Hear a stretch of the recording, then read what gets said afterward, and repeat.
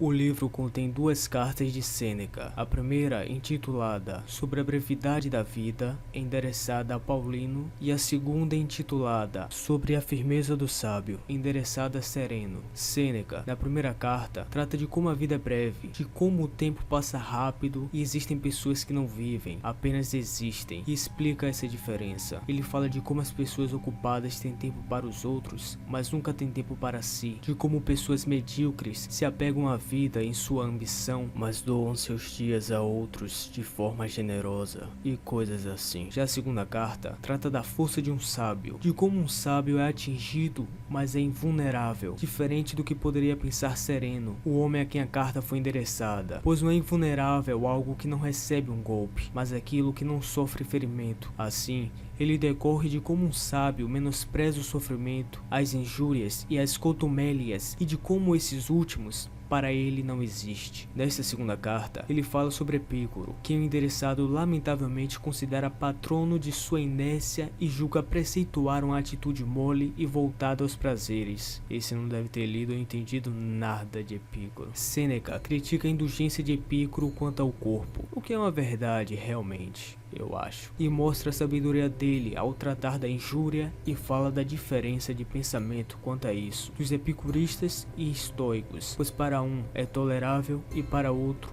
não existe, mas um tira a razão de Epícoro. O sábio não está sujeito a nenhuma injúria.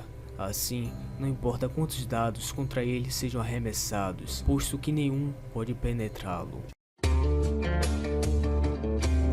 Quando eu comecei a ler o livro, eu sabia que eu teria um grande trabalho nesta parte, pois foram tantas coisas que eu reprovei que eu não saberia por onde começar a minha crítica. Mas vamos começar pela capa. Ela é horrível. Parece que eles nem quiseram se dar ao trabalho de fazer uma capa decente. A diagramação é uma porcaria. As letras são extremamente pequenas. Os parágrafos são juntos. Você só sabe que é um parágrafo porque tem alguns centímetros de afastamento. Isso resultou num livro todo enrolado, desorganizado e confuso. Os números do lado, que eu quase nem vi de tão pequenos, são para marcar tanto os parágrafos quanto as notas. Você demorará para saber onde começa e termina algo. As notas estão no final do livro. Foi ali que eu descobri também que os parágrafos representavam as notas também. No começo há uma introdução resumida e contando a história do autor, como deve ser, algo que eu gostei. E o curioso é que a introdução está antes mesmo da contracapa. Ela está no início de tudo. Eu nunca vi algo assim. O livro é simplesmente confuso e desorganizado. Eu tive a impressão de que era um artigo de faculdade ou algo assim, do que qualquer coisa, algo bem rígido, formal, com um padrão antigo,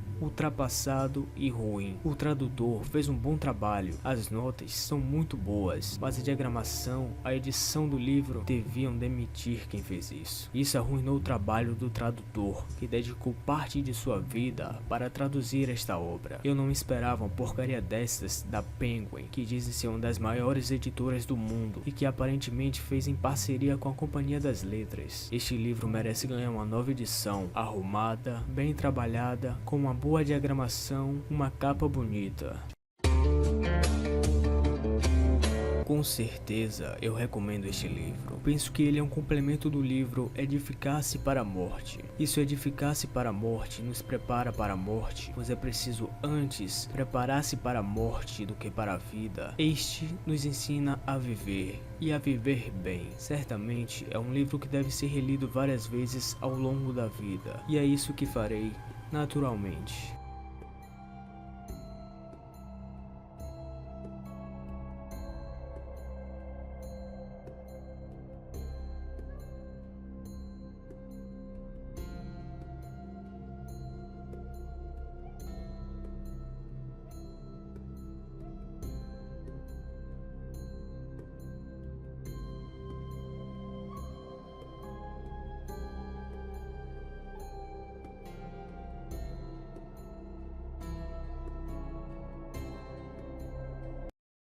Gostaria de propor uma reflexão que Sêneca fez em uma dessas cartas. Você vive ou gasta seu tempo? Você vive ou somente existe. As pessoas não toleram que suas propriedades sejam ocupadas por ninguém, e se há uma pequena disputa de seus limites, recorrem a pedras e armas, mas em suas vidas permitem que outros se instalem, até mesmo introduzem eles próprios os que vão ser os possessores dela. Não se encontra ninguém que queira repartir seu dinheiro, porém sua vida, quanto eles distribuem entre muitos. São mesquinhos na retenção de patrimônio, mas quando se trata de gastar dinheiro, eles são generosos. Para alguém que viveu muitos anos, Sêneca propõe perguntar: vemos que tu chegaste a um estágio avançado da vida humana. Pesam-te nas costas 100 anos ou mais. Vamos, faz o computo de tua existência. Calcula quanto desse tempo um credor, quanto um amante, quanto um rei, quanto um cliente te subtraiu, quanto uma desavença conjugal, quanto o castigo dos escravos, quanto o obrigatório ir e vir pela cidade. Acrescenta as doenças que nos causamos por nós mesmos. Acrescenta também o tempo que se perdeu sem uso. Verás que tu tem bem menos anos do que enumeras. Repassa na memória, sempre que estiveste seguro de uma decisão tua, quão poucos dias decorreram, tal como havias planejado. Em que momento estiveste disponível para ti, quando tua face manteve expressão normal, quando tua alma se manteve impassível. Que obra realizaste em uma vida tão longa? Quantas pessoas saquearam tua vida sem que tu percebestes o que perdias? Quanto te subtraiu uma tristeza inútil, uma alegria tola, uma cupidez voraz, uma conversa fútil? Quão pouco te foi deixado do que era teu? Compreenderás que estava morrendo prematuramente. Há muitos anos atrás, eu me dei conta disso depois de contrair doenças e quase morrer várias vezes. Eu poderia morrer a qualquer momento e me perguntei o que eu iria deixar, qual seria o meu legado. Eu não tinha. Eu era ninguém. Se eu morresse a qualquer momento, eu seria esquecido como um nada, como se eu nunca tivesse existido. Nessas reflexões, eu entendi o que era importante na vida e fiz o que eu achava que devia ser feito. Abandonei o físico e busquei o espiritual. Busquei o que estava além dessa ilusão materialista. E esse trecho, que obra realizaste em uma vida tão longa, foi exatamente o que me perguntei, sabendo que não tinha nada a deixar, que não havia feito nada de realmente importante. Quantas pessoas saquearam tua vida sem que tu percebestes o que perdias? Já isso me lembra, entre muitas coisas, como meus pais e as pessoas queriam me impor seu ciclo medíocre de nascer, estudar, procurar um trabalho comum para se sustentar e morrer. Eu estava vivendo nele, estava sendo saqueado por essas pessoas. Quanto te subtraiu uma tristeza inútil? Me lembra das tristezas bobas que eu me causei, sendo eu responsável por criá-las, bem como exterminá-las, sendo eu quem determino se irei ou não ficar triste. Uma conversa fútil. Em quanto tempo perdi em debates inúteis e sem sentido? Em quantas vezes eu dei tempo de minha vida a pessoas em discussões e conversas fúteis?